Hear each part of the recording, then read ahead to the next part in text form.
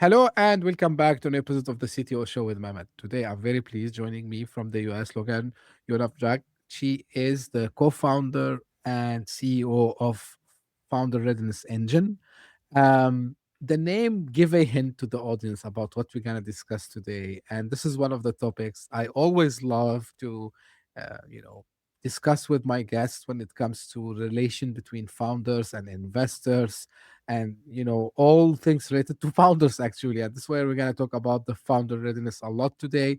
Without further ado, Logan, again, thank you very much for being here with me today. I really appreciate joining me here on the show. So as I do always, I pass it to my guests. Tell us a bit more about you, your background, your journey, and then we can discuss further after that. Sure. Well, it's great to be here. And so let's see. I am a impact investor turned entrepreneur. This is actually my second go around. I had a previous company in a boutique investment banking group that helped impact companies raise capital. But my journey's been one of working to deploy capital into things that matter for society and for the environment. I care very much about how we think about capitalism from a widening the aperture perspective. Like, how can we make sure that we're embedding risks and opportunities associated with some of the externalities that we tend to not consider in traditional finance? Things like clean air, clean water, communities, things like that. So I started my career actually working in an environmental think tank and thinking a lot about how to solve environmental considerations through a lot of research and white paper writing. And then I got the investing bug. I ended up helping the CFO of that organization transition the investment portfolio of the organization into a sustainable investing portfolio. And that just got me really excited about being in the investing world. So that's basically where I spent my career: private equity, university endowment, um, farmland investing platforms. So I've done a lot in also constructing financial instruments that have some sort of impact lens.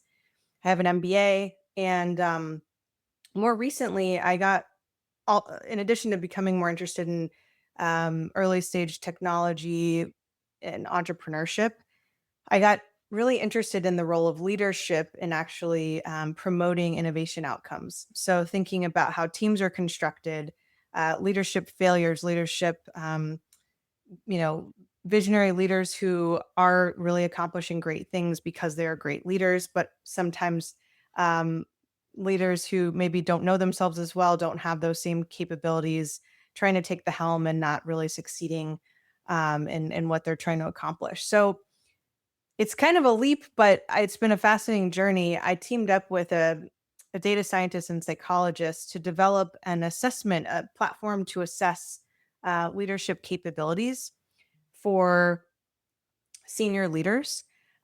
We did start with the founders and the early stage investing community. We have since expanded what we do into bigger corporates and into the investing world, like gone upstream a bit. So still very much excited about how to support founders and early stage investors, but have also since pivoted. So, Great, and thank you again, Logan, for being with me here today. Now, it's a little bit curiosity, maybe a little bit traditional question, but you, you know, in your introduction, you mentioned something interesting. It's about uncovering which usually we don't know, right? So even sometimes you said the founders or anyone who might be able to do the leadership and drive a company to success, they don't know about it. In your opinion, or maybe from your experience, what usually is considered something subjective about the qualities of leaders that usually are the founders, that people don't focus a lot on that. So in other terms, founders are measured, and usually to be leaders or leaders are measured on some qualities in traditional ways. So what led you to think that there's another way to yeah. to measure this? Well, I have been through a number of leadership assessments myself. And so I'm familiar to some degree with some of the traditional ones like MBTI, which is the Myers Briggs, DISC, Strengths Finder, and Predictive Index. I've taken numerous, and they tend to be focused on, they're self reported to begin with, and they tend to be focused on personality preferences or skills. Those are valuable, but they don't consider the developmental trajectory of an individual or team, meaning that we all grow over time. And there's a way you can track levels of someone's growth that is actually quite precise.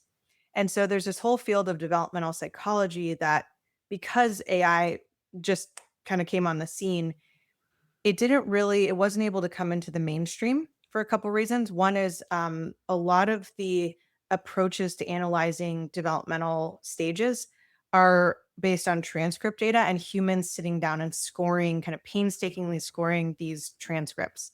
Well, now we can use AI for that.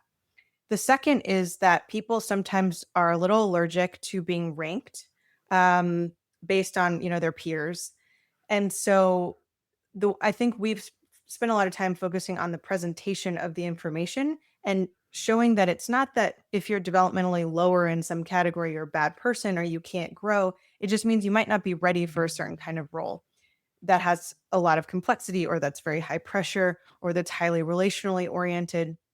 So we're really looking at factors that haven't really been in the fold at scale before and accessible from a price perspective. So a lot of the traditional approaches that I mentioned, this hand scoring, that's obviously costly.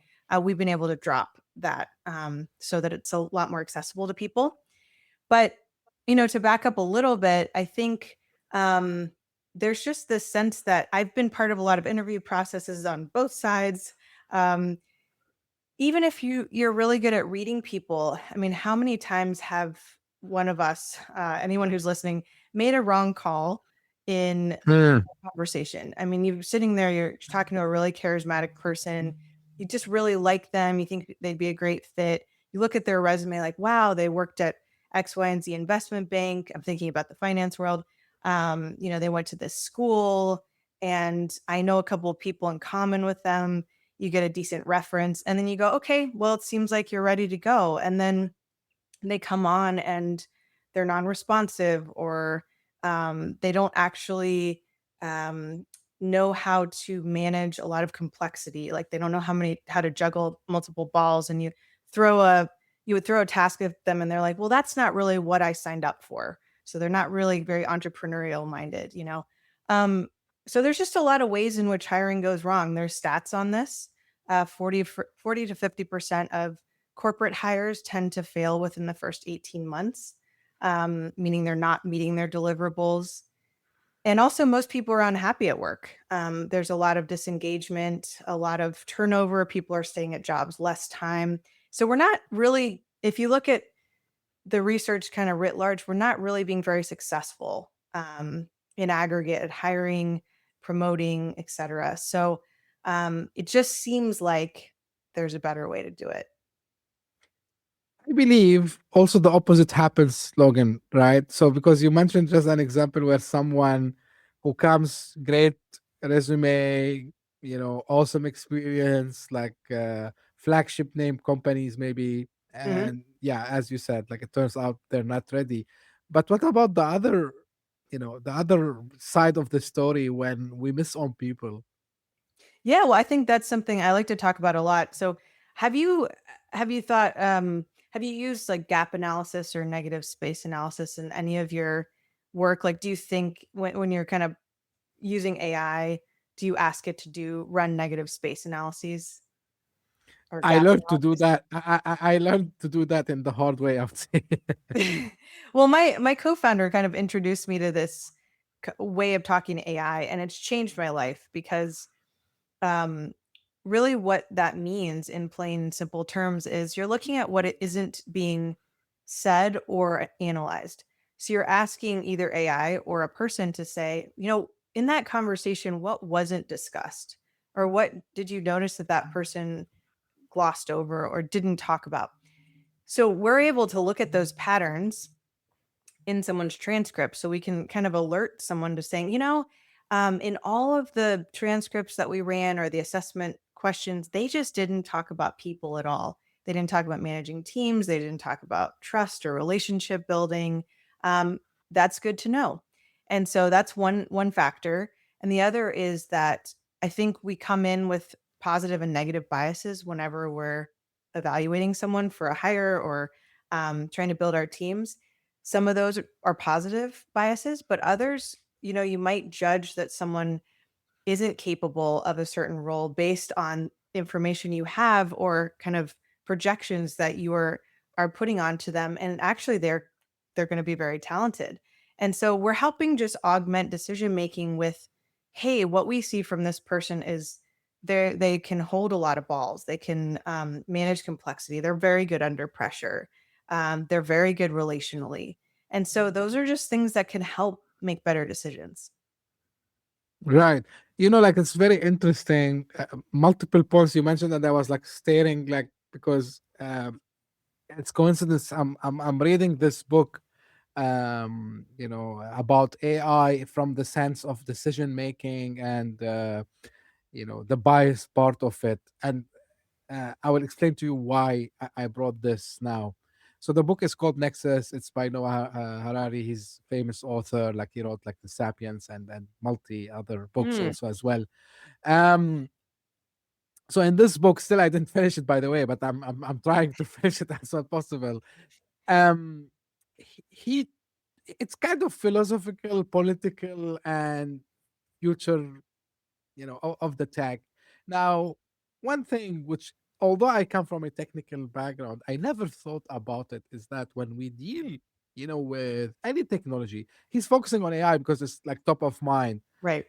We trust blindly the answer that comes. I'll give you example. Search engines like Google, Yahoo, whatever, right? So we trust. So we establish the trust. Hmm. Now, the scary story here, Logan, and I want to ask you about this in the sense or the directions of what you're currently doing with the Readiness engine, the bias of the AI itself, because it has to be trained on some data. Um, let's say, in the opinion of many people, Steve Jobs is the greatest example of a great entrepreneur, great leader. But we know the negative sides of Steve Jobs, right? So if we bring someone who might have the same character, of course, there's no two people the same, but the AI by bias might tell you, you know what, this person is aggressive, not so friendly sometime. Um, we don't think he will be able or she will not be able to do it because they look similar to this. But we know that people like Steve Jobs, they had this negative, markers, let me call them, but they were very successful. So here, when it comes to understand the explainability, I think they're calling it nowadays, of what AI is telling us, how much is important specifically in what you're building and what you're doing with the Readiness engine. Well, there's a philosophical and then a kind of practical way that I would respond to this. I mean, the first is that we never want to give away our agency to technology. Um, I believe very much in humans having agency and discernment. And so I never promote this as the only decision making factor. I think that we need to be able to justify when we're hiring or when we're promoting to our colleagues, like why we're making the decisions we're making. And I think tools like this can augment our decision making and kind of force us to be more transparent. So I've been in many interviews where I felt that I'm a decent interviewer, and I felt that I sometimes got roles just because I was able to mirror, and I was likable. And yes, I have a lot of great credentials, but sometimes I've been asked to do roles that maybe I was not the best candidate for. And I think I don't know how many of those people were required to justify their decision in hiring me. And I think that's kind of unfair. And so that's just like a general comment that I just believe people, it would behoove society and business settings to just have more transparency around why decisions are being made in general. Um, and so, but never removing the agency of the human being, and just using this as another tool in our tool belt. The other is that in the developmental leadership and vertical development space, there's been a lot of historical data sets built on human transcript analysis. So I would say, in fact, the scoring methodologies, even though our constructs are slightly different and we're measuring a broader number of things in a lot of the companies that are currently out there, they've actually been doing the hand scoring. So I would say the foundational data sets, and we're working with some of these companies to demonstrate equivalency, which means that we can look at our constructs and look at what they're measuring and look at the correlation between the data that we have, what we're measuring. And then as we build more data, we'll obviously have more to show. But to me, the foundational data sets have been built on human evaluation and rubrics. And so there's a lot of, I think that's important to highlight. So, yes, how we build AI and the inputs that go into it are critical. I think in this case, we've developed scoring manuals that have been evaluated by humans Hmm. and uh, reviewed by humans extensively. So we're doing the best that we can. And AI is getting better all the time as well. I'm happy you mentioned this, because actually I didn't want to tell you that part in my question. So the author, which I agree, argue, which is exactly what you mentioned too. The solution for this is to have humans always review, and he called this like self-correcting mechanisms, and he gave examples from other domains also as well. So kind of the feedback loop that we always know, and teaching ourselves and teaching everyone around us that you need to have the ability to question and answer and understand exactly why this answer was provided, or why the score was provided, or like you work in investment banking, and like this. So sometimes also now due diligence is being done using AI, for example, and we need to understand why the model, or the system decided like I get this score, or like I didn't pass. So all this is it's very important. Now you mentioned some Well, I want to, can I character. just bring up one more Yeah, piece? please. So Yeah, I please. find this fascinating. I don't know, I don't remember all the details, but the gist of um, the body of work is around judges. And I think this was a US based study, but it talks about how judges will make Yeah. will make more stringent decisions in the afternoon and later afternoon than they will in the morning. Yes. I think that says a lot about the ability of humans to evaluate situations. AI is never going to get tired. So True. there's also a scenario where, the judge has a second brain, or um, they've looked at all these case files and input to AI, listen, this is a pattern that we notice with judges. And AI is able to flag, okay, it's after lunch. Like, should we take a break? Should, like there's ways in which you can build in support from AI in situations like that. So we're not kind of falling prey to human factors that are causing bias. And so, yeah, I just wanted to flag that because it's not related to obviously what we're doing, but it was a very stark finding and very concerning for the lives of people that are kind of putting their trust into these judges in terms of determining their cases. It's very interesting study indeed. I advise everyone to read, because it's eye opener for a lot of things that we take for granted, and we need to understand the rationale behind it. But to your point, the AI doesn't have this problem, at least the biological problem, getting Yeah, tired, uh, don't not work, that don't want to work after maybe having a heavy lunch, let's say, right? exactly. Something like this. Yeah, you kept mentioning, Logan, about some traits or characteristics that shows that there will be a success with this person in a leadership role, whether it's a founder or like he's leading a business. So what are like these common traits usually, if we want to speak about it? Sure. So just to be clear, we built our tool. And when I say tool, we have a technology which analyzes transcript data and finds meaningful markers and then provides an output. And so that's like our platform. But we have um, what we're measuring is currently, we're very kind of flexible in what we can measure, but we measure 6 core constructs, is what we call them. And this was designed for startup founders originally. So we looked at about 300 research studies that showed directional correlation, positive correlation with the construct we measure, and then startup successes. So things like follow on funding, exits.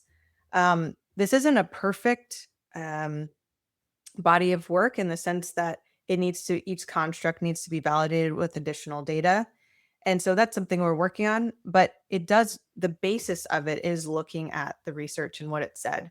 Um, so I would say the most important factor that we've come across, and this has been validated anecdotally by the VCs I've talked to, which is it's about 150 of them at this point, coachability and Mhm. identity flexibility. So is a person on the one hand, on the lower end of the development spectrum, are they kind of focused on self and defensive about change associated with themselves? Do they have a fixed mindset? Or on the other side of the spectrum, do they have a growth mindset? And do they see feedback and themselves as flexible within the context they're working and the complexity of the situation they're in? And so for someone to grow and build a company, you really want to see a high level of coachability and identity flexibility. While the other things are very important, it's difficult to evolve if you don't have a flexible identity. So I would say that's if you leave with nothing else, that's the most important factor that we measure. 100% agree. I think it's one of the, it might kill the company if they are like founders. It might destroy the department if they are leader of that department, if they don't have, this growth mindset, and the if you are allowed to add also, I would say empathy also as well. um because yeah, of course, as leaders we need to be, you know like the general picture is like, yeah, you're like firm, but I mean, you don't need to lose the empathy, because when you lose the empathy, that will lead people to think like you have some ego, like it will push people far from you. This is something I witnessed, so this is why I wanted to add it. Now, Yeah, of I'm course. sure.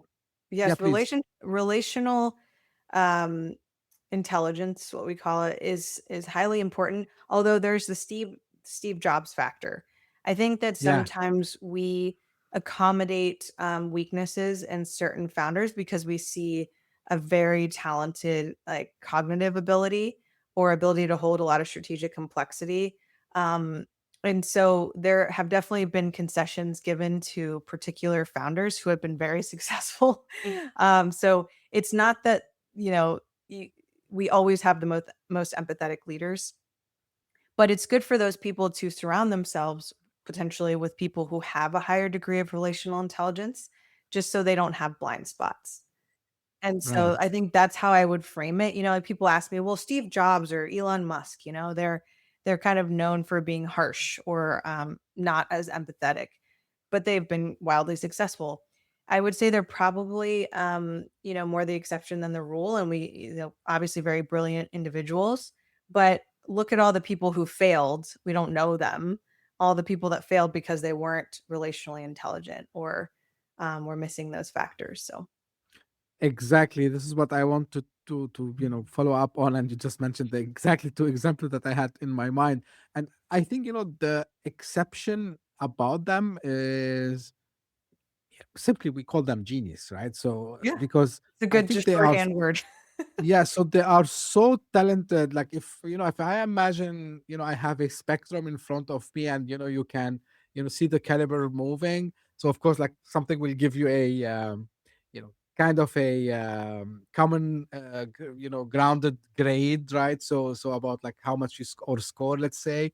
So because they are so genius in some areas, So even that one will, it's not negligible, but I mean, it doesn't affect the overall score and still make them like super successful because they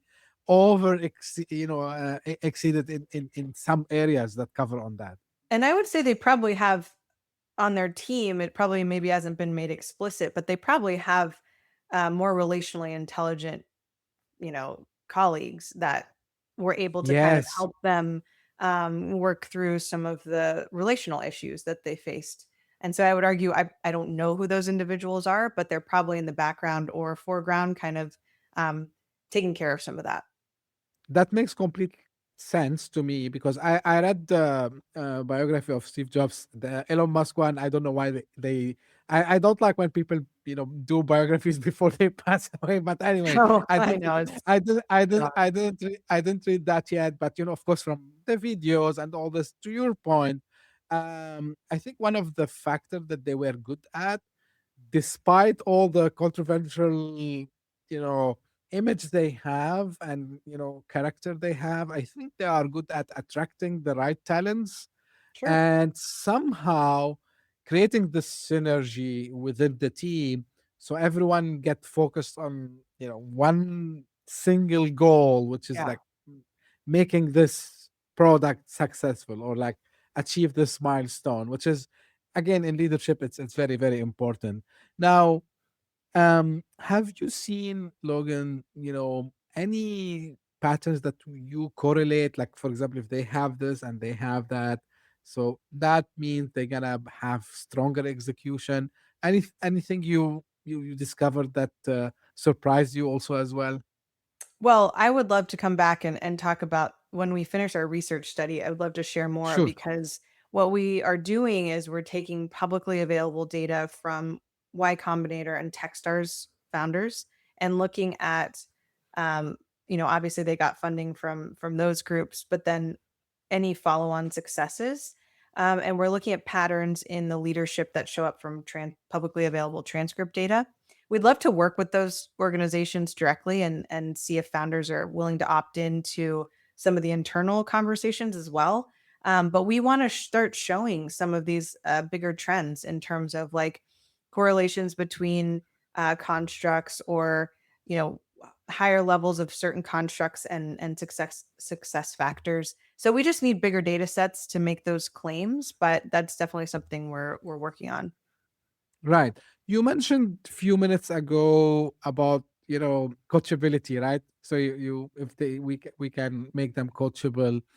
Um, Now, from conversations, meeting, or transcripts, maybe, what tend to give us these signals? Like, and not only coachability, because there are like two other things which I believe as leaders or founders they have to have it. First is resilience. Yeah. Uh, it's not easy to be a leader or be a founder, and adaptability. And I'm mentioning adaptability because to back to your intro about also like the innovation and if you don't have this mindset of adaptability and accepting that things can change, and especially now we're living in the age of AI where if we discuss something today, probably like in 2 weeks it will I be know, it's really maddening in a it will way, be obsolete. and so So many tools. exactly. So it's not only the tool slogan. I think it's also the way we think, the way we take decisions. And as leaders, main things we do all day is we need to take decisions, right? So this is where you spend majority of the time as a leader taking decisions. So what signals tend to show that yes, we have the adaptability, the resilience, and the coachability? Well, what we're fundamentally doing is we're looking at sentences within transcripts, and it's called quantitative linguistics. It's we're looking at how someone likely thinks, behaves, and acts under pressure and complexity. Um, One of the things we're looking for is on the strategic complexity, which is one of our constructs, is how many references they make to um, frameworks or basically how many balls they can juggle at once. But that comes through by them referencing a bunch of different perspectives. And so, someone with a lower level of strategic complexity will kind of focus on one or two things at once. And someone who's at a higher level of complexity will be starting to look very meta at a system and referencing all sorts of dimensions of a system, their stakeholders, environmental issues, philosophical issues. They're really drawing in interdisciplinary thinking.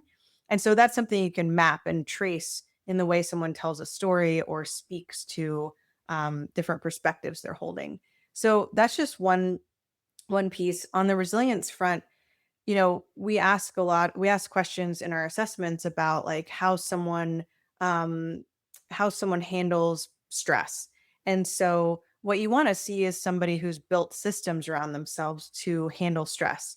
So we're all going to experience some sort of stress. We're all are beholden to our nervous system being kind of charged by fight or flight. It's hard to get over that entirely because these are instinctual responses. But what you can do is create habits and patterns of dealing with that. And so when someone tells us, or references, oh, I have a breathing exercise I use, or I have a bunch of people that I call upon who are diverse thinkers to help me solve a problem when I'm stressed. They're making mention of that they've built a system, a robust system of resilience around themselves. So there's less risk that they're just going to collapse when an exogenous stress factor comes in. Right. How do you think someone who takes the assessment can benefit, you know, becoming better rather than feeling that they are just evaluated by a machine? Well, and that's what we're trying really hard with. We have plans to gamify this. We have plans to make it much more engaging for people. I think a lot of people are afraid of development or being evaluated because they have a low coachability score. Honestly, the people that I know that are excited about this tend to score higher on coachability because they see more input as uh, helping them grow. And so I think it just depends on who you're talking to, but we give three kind of core areas to focus on based on the assessment, on things you can materially work on that'll get you to the next level. It's not a fast process. A lot of these factors take time to improve, but you can see some of the skills associated with them improve quickly. So, one example is, and these can be pretty non-threatening, in my opinion. You might get Hmm. feedback that your resilience score isn't very high. Well, I wouldn't, there might be encouragement to find some things that relax you or practice and build in systems that can help you reduce stress. That to me doesn't feel very threatening to someone's way of being. It's just kind of offering uh, alternatives and hopefully improving one's life. Like, I don't think anyone really enjoys being in a stress state all the time. And there are ways to improve that. So Yeah. I feel like what we're doing is building a system and a roadmap and a way to climb the mountain for people. And it just brings all this together at once instead of you having to go figure it out on your own or getting kind of disparate mentorship. It's just kind of like coalescing a roadmap for improvement in one place. Do you see, Logan, based on what you just told me now, that this can become kind of, because you will have a lot of data, right? And of course, the system will or the engine will keep enhancing with time. Do you have the ambition or the plan or the roadmap to convert this into kind of, and I'm sorry if it's not the right similarity here, but the thing that came to my mind is, when I want to go take a loan from the bank, so they go and check my credit score, right? So do you see it something where leaders, when they want to promote other leaders, they have kind of a guarantee, okay, hmm, they have this score, probably if we do promote them, they will have, good outcomes, business will benefit. Same thing um for investors also as well. Well, I mean, one tangible thing I've thought of before is, our FICO scores in the US are there's a lot of issues with them, and a lot of low income and disenfranchised communities struggle to build credit scores and thus get access to capital to do things like start businesses. I just wonder if there's ways to embed something like this to show that a person would be a good prospective lendee or would be great and responsible at taking on capital and could actually perform the function of the business that they're talking about taking a loan for.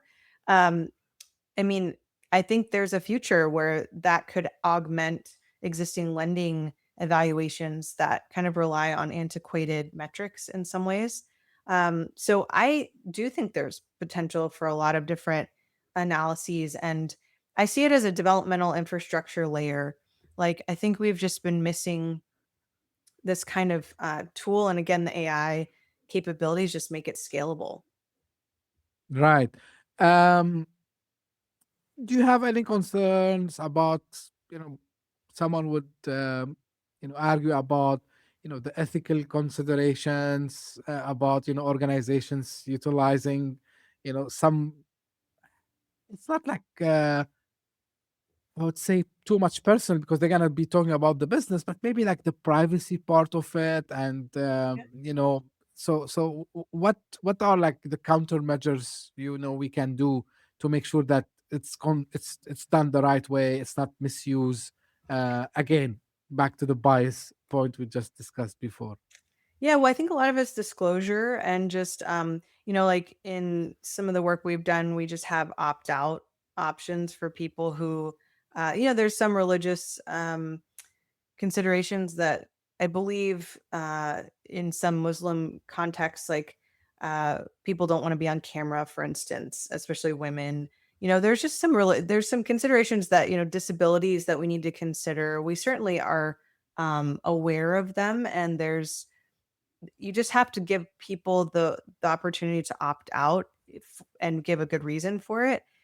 And then we have to be clear on how we're using people's data. So we have, obviously terms of use and privacy policies we disclose. I mean, we have values of our organization, that we post publicly that we adhere to as a company. That's super important in my opinion. We're not Our intention is not to put people at a disadvantage. It's to help make better leadership decisions and more effective ones. I mentioned the stats from earlier in the conversation. We're not seeing great results in terms of people's satisfaction at work or the success of promotions or hires. It's costly to companies. And it can be very uncomfortable for the wrong people being hired. I would also say we're all being judged without a lot of criteria right now. So, like, you go into an interview, you have really no idea what the other person's thinking. So there's those dimensions as well. Yeah, those are some of the ways that I've contextualized it. I think there are bad actors and people who will certainly try to use this, but that's something we always have to deal with with new technology. And it's not that assessments aren't they're not new on the scene. I mean, a lot of companies use them for hiring and promotional reasons. So I think we're just using kind of a different way of scoring and leveraging AI to make that possible. But there's assessments are not a new thing. Definitely they are not a new thing, and I think, you know I believe everyone listening to us or watching us that they have taken an assessment once in their life at least. Uh, Maybe when you enter the college, because there are assessment, they ask you like these questions. When you apply for jobs, as you mentioned, they do this, and like when you do even trainings, and they survey you and all those kinds of stuff. Now, if we want to think about the future a little bit, Logan, how much do you see this people analytics fitting in the due diligence, like how you know critical it's gonna be in the future? Well, I think that it's logical that it will go in the direction of people analytics. I think, um, especially I've seen a lot of interest from like the private equity community and pension funds and kind of like larger institutional investors. The area I've seen kind of less interest, which has been a bit surprising, is the VC community. Um, just a lot of kind of perspectives like we know how to pick winners or we have a process that works for us, which is mostly gut checks and warm references and um, you know, where you went to school. But that's just the mentality I've run into for the most part. So yeah, we'll see how it shakes out. But I feel like there's definite and amongst corporations, this is again, assessments aren't a new thing. I think we just have to find the right context in which we can embed this work. I'm a little bit surprised that the VC community is telling you this because I read every single book. I I went into trainings about the topic, and like always they say like you need they judge themselves usually any VC any investor in the VC community they judge themselves on the failures and not being able to pick up the right winners, whether it's idea or whether it's the founder. And this has really surprised me because there's a lot of literature out there about this topic, and I discussed it honestly here with both sides, by the way, with VCs and with founders. And we agree on common ground that this is one of the big problem is, you know, especially first time founders. I think they face this problem a lot. Um, and again, they're called first time founders for a reason, and we see yeah they didn't do it before. Again, to your point of coachability, and not only in the startup space, I think we need this more into the workplace. And this is to your statistic that you talked about people not being happy in their work. I think this is the main reason because I gotta tell you something. I want to hear your opinion about it in the same thing. So we see people complaining about the AI. It's robotic.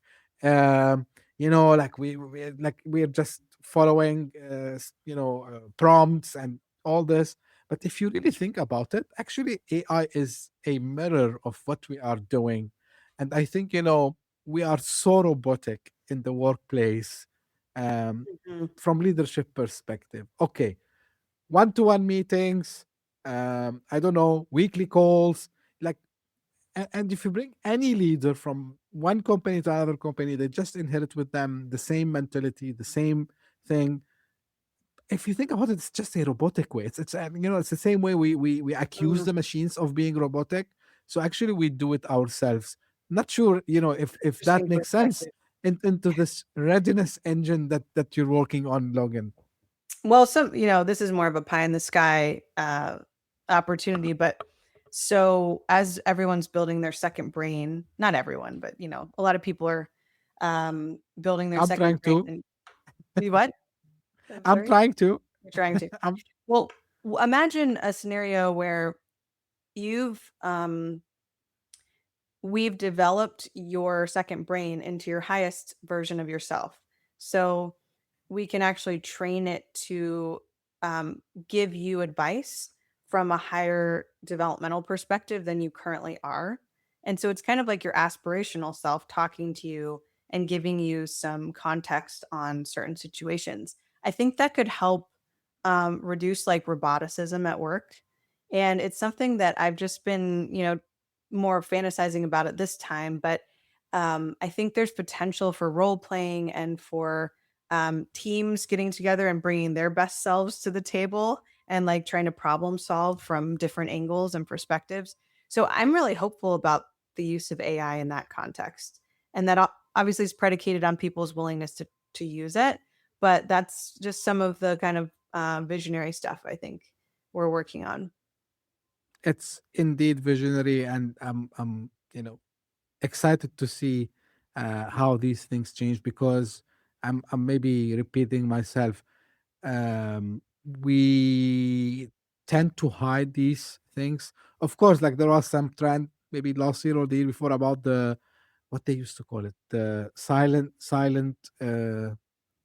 resignation or something like Oh this. yeah, Uh, quitting silent, yeah, silently or silent yeah, quitting yeah. or Yeah, quite fitting. Yeah. So yeah, it was a trend, like, and then it faded, but I think it didn't disappear. It was always there, right? So, um, and the goal is to utilize technologies, and AI is of course now on the forefront of everything, to elevate our capabilities, to develop our skills, actually uncover skills that we maybe don't know about it, or maybe we thought that Exactly. we're not good at. And of course, like, I'm not building something on the scale you mentioned, but the reason I told you I'm trying to, because I'm trying to utilize AI to spot something that even myself I didn't discover all these years, like in my 45 years on the planet Earth. Maybe We there is can't see something. ourselves entirely, you know? No, but what pushed me to do this more is the story about how it all started with the generative AI. Of course, it didn't come like this. So go back, understand. The I don't want to go technical here, but I mean, how deep learning works and how the machine is able to do things. Us as a human being, not because we're not smart, but because we're not capable mathematically to do it. And go read about, maybe this is the second or third episode I'm repeating the same story, but I think it's important. Go read how the whole thing started, how they did the AlphaGo, where they played the Chinese game Go, and they were surprised that the machine goes and do a move that for centuries, maybe thousands of years, no human thought about this possibility. And actually, this is how the machine were able to beat the human. So, moral of the story is, technology can uncover a lot, and why Yeah. not, our own capabilities and abilities. Yeah, it's like running a Monte Carlo analysis on yourself. And like how, Like it. could we get into that point where we just the number of scenarios and probabilities and patterns that AI can look at once is far beyond the capabilities of, I would say, every human at this point.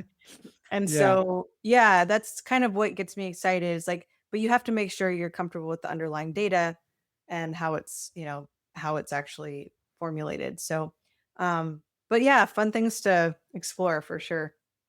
absolutely. As we are coming close to an end, Logan, maybe final words, maybe something you wanted to say, and I didn't ask the right question for you to express it, and where people can get in touch and find out more. Sure. I mean, I just think we're living in the most exciting era for personal development, for self actualization, for access to information. And so, instead, I encourage everyone to embrace that and to see themselves as an experiment ultimately. And, we're always learning and growing, even if we have a fixed mindset. um, and so, it's just, I hope that more people kind of tune into the possibilities of being their best selves. Um, and we can be found at readinessengine.io, www.readinessengine.io. Folks can send me an email, Logan at founderrl.com. And I'd love to hear from you. Great. Thank you very much, Logan. For the audience, the links that Logan just mentioned, they will be available in the show notes. If you're listening on your favorite podcasting app, if you're watching this on YouTube, it will be available in the description. Just one final thing about what you mentioned. Yes, the future, like, tend to think the future is bright, tend to think that there's nothing stable. If you go and we are very lucky living in this time where we can go back and read about things that happened. Yeah, I I couldn't blame maybe someone living in the 1950s or 60s if they have the fixed mindset, because the resources weren't like that abundant, similar to the days we are living in now. absolutely. So, and I think the best thing that happened to humanity is the internet, and the archive of the internet, because like, now literally you can go and search and see and even watch. Now we're recording ourselves, so someone might come years, tens of years later, or maybe even after centuries, and go look at it and see, how people were thinking. So Right. leverage this to know that nothing is fixed. Everything keep moving, and you can learn a lot from other people's stories, and from Yeah. reading, keep learning, and never stop trying to enhance yourself.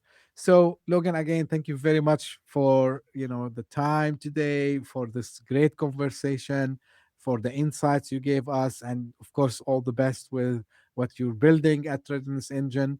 And as I said, the links will be available in the show notes and the description. And this is how I end my episodes. This is for the audience. If you just discovered this podcast by luck, thank you for passing by. If you enjoyed, give me a favor, share it with as much people as you can. We're trying to share knowledge. We're trying to share, some thoughts with you to think about it later.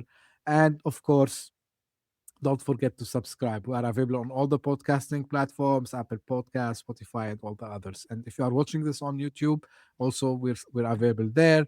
And subscribe and share it.